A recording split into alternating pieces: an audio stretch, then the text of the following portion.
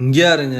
இப்படித்தான் அன்னைக்கு ஒரு நாள் காரைக்குடியை போய்கிட்டு ஒரு சோழியாக போனப்ப அப்படியே செட்டிநாடு கானாடு ஆத்தன் வரைக்கும் போயிட்டு வந்துடுவோம்னு வண்டியை அங்கிட்டு விட்டா, அடே அப்பா, அங்கே இருக்கிற வீடு பூரா வீடே இல்லை, அரண்மனை அப்படித்தான் இருந்துச்சு. மொரட்டு வீடு, அந்த காலத்து கூட்டு வண்டி ப்ளஸர்லாம் நிறுத்துறதுக்கு அண்டர் கிரவுண்டு பார்க்கிங்குமா அம்சமாக இருந்துச்சு.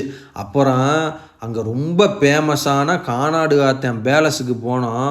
அத்தந்தண்டி அரண்மனை அம்புட்டு கால வேலைப்பாடு. கிட்டத்தட்ட 113 வருஷத்துக்கு முன்னாடி ராஜா சார் அண்ணாமலை செட்டியார் அவங்க தான் கட்டியிருக்கிறாங்க. 7 வருஷமாக அப்படியே வெளிநாட்டிலேருந்து சாமான்லாம் கொண்டு வந்து ஒவ்வொரு இன்ச்சியும் செதுக்கியிருக்காங்கன்னா பார்த்துக்குங்க.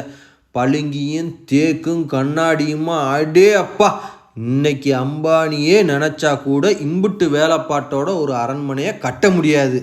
எங்கிட்டு பார்த்தாலும் டவுனு காட்டுகளில் வானத்து ஒசரத்துக்கு மாடி வீடுகளை பார்க்குற இந்த டயத்துலேயும் அண்ணாந்து பார்த்து வாயை பழக்க வைக்கிற செட்டிநாட்டு வீடு ஒவ்வொன்று நம்ம நாட்டுக்கே பெருமைதான். எப்படி ஒன்றும் சொல்கிறதுக்கு இல்லை.